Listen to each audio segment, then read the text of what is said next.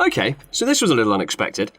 After rebranding their main smartphone series to X earlier this year, we thought we'd seen all Sony had to offer for 2016. Seems we were mistaken though. There are 2 more devices for Sony to show off. John is reviewing the new X Compact, he does love a small phone, so here is the all-new Xperia XZ. The standout specification on the list is the 23 megapixel camera with laser autofocus. Now, Sony's already half-played this card. The X Performance has the 23 megapixel sensor. They aren't the first to show off laser autofocusing either, so is this enough to wow the crowd? There's also been a fair few Sony releases in recent months. Not every phone is available in every region, but there are 6 new X-range devices in half as many months. So where does the XZ sit? Now, we can't talk about the XZ without mentioning the X Performance. That was originally the 2016 flagship, although has been sort of usurped after about 2 or 3 months. Even Tom and Baratheon lasted longer than that. Now, it is worth stating that the Performance wasn't officially due to release in the UK. The XZ is launching at the same RRP, so we're expecting the Performance to disappear from UK shelves pretty quickly, leaving only one flagship phone to order here. With the XZ, a return to the design language of earlier Z devices is apparent. I've always been a fan of Sony's utilitarian design. By the time the Z5 rolled out late last year, this unique style had been highly refined and iterated on. In my opinion, the X-range designs did away with a lot of that work. Some remnants are on the other X phones, they are still more boxy than the competition, yet the corners are far more rounded and the edges curved. XZ is slightly taller and thinner than other X phones, with square corners more akin to the older Z style. Personally, I prefer this. I feel it affects a more professional profile, in opposition to the rest of the X-range's more mainstream look.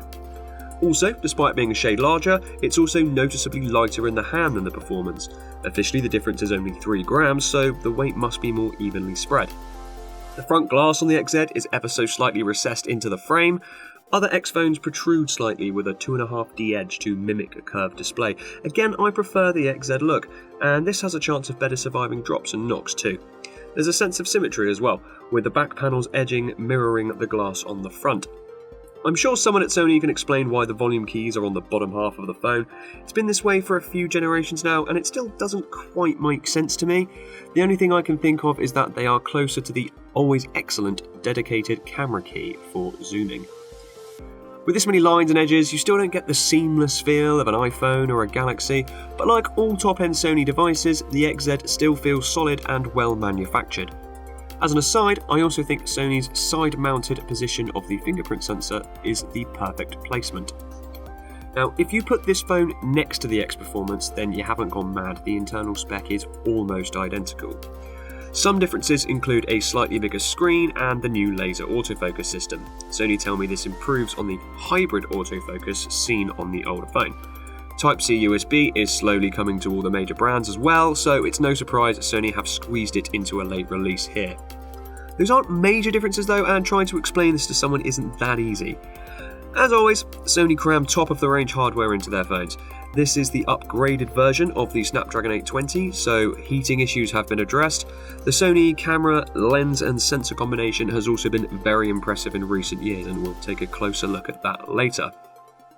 Screen-wise, Sony are playing it fairly safe with the 1080p 5.2-inch panel. Eschewing the 2K panels on competitors is probably for the best. It saves on battery life and manufacturing costs for what are arguable gains on a phone screen. About 3 or 4 generations of Sony phones ago, it was common to say that they had the slickest Android skin around.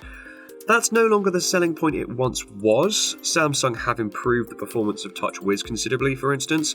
HTC, for what it's worth, have lovely integration of their own features into Google's code. Even cheaper Chinese manufacturers such as Lenovo have leveraged their own systems into clean, lightweight interfaces. Sony's system still has a clean look and feel, although in the last couple of years, inevitable feature creep has started to bloat the UI. For instance, they never explicitly nagged to do so, but system widgets such as What's New and a Suggested feature in the app drawer are constantly trying to push you through Sony services to obtain new apps. It reminds me a lot of Samsung's haranguing when they aggressively pushed their app store on Galaxy phones. Any major manufacturer will have some software partnerships, so I can half overlook things like SwiftKey, AVG, Amazon, Facebook, etc. all installed on the phone. These can't be uninstalled though, only disabled. I did find one little nag. SwiftKey is the only available keyboard. I mean, it's a very good app, but I find that decision odd. You can install others from Google Play, sure, but I wonder why Sony went out of their way to remove not just the stock Google keyboard, but even their own pretty decent Xperia keyboard as well. I suppose money is the answer to that question. Other apps are actually well integrated though, and do add some value. The Video TV Side View is one of these. You set this up with a broad location, country and region, and preferred TV service provider. The app then pulls up the TV schedule. You can browse programs and view information on actors, even tweets related to the show. I'm sure more than a few media junkies will love this kind of thing. Overall, the system seems a little faster than the last few Xperias I've used. Hopefully this means Sony have taken on board some previous criticisms. It's also likely to be due in part to Marshmallow's handling of background processes. I regularly had over a dozen apps in the background and the phone never shouted at me. The cameras are the major selling point for the XZ, and as such, you're expecting very good things. First off, Sony overhauled the camera app earlier this year. All of these improvements carry over to the XZ. This includes the camera app launch time, which is now almost instantaneous.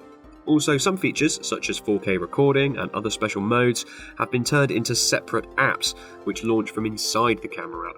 This makes the footprint for the camera app smaller and therefore quicker to launch. DxO Mark scored the X performance as high as any other mobile camera available, so we can expect similar results from the near identical XZ. The new autofocus system may even bump that score up a notch as well.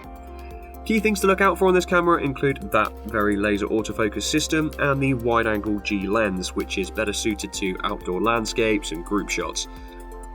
The autofocus is undoubtedly quick. I was able to swiftly snap onto subjects over a range of distances and also nicely track moving objects. Sony's image processing also appears less oversaturated than other leading mobile cameras. Samsung again, for instance, are known for very high contrast colours, helped by viewing on their AMOLED screens. However, camera enthusiasts sometimes score them down for unnatural reproduction. Overall, the XZ delivers very fine resolution with little noise or grain. Colour reproduction is indeed very natural. Some of my colleagues thought the results to be a little washed out. I countered that they were more natural compared to the over-processed and saturated promo-style images that we often get exposed to. Personal preferences aside, you can't really fault the results. There are plenty of settings in the apps, noticeable difference between HDR and non-HDR imagery, and some fun filters and features to play with too. Overall, the Xperia XZ is a very good phone. I do have some concern over the size of Sony's current range though. Last year, Sony Mobile supposedly committed to streamlining their offerings, yet with 2 new phones we now have a total of 6 X-range devices and 1 entry-level E model. Even with 5 phones, they were carrying too much weight for a division that's supposed to have been on a diet. By itself, the XZ is a very decent flagship. It ticks all the right boxes and continues the Sony design language, however it can't be looked at by itself. Retailing at £549, it matches the RRP of the performance. Now, admittedly, that phone is only available in other regions. This means Sony have 2 flagships for different regions. If you had to pick between the two, then the XZ should win out on raw specs alone. Die-hard Sony fans will no doubt be pleased with the subtle camera improvements and return to the Z-style chassis. If this was the first major Sony release in a year, then I too would probably be more excited. If you're choosing between the current top-range smartphones, then the XZ doesn't disappoint. It provides best-in-class hardware, up-to-date USB Type-C, and an IP waterproof rating. Let's hope Sony continue in this vein next year, committing their resources to developing less devices overall and spending more time on efforts like this.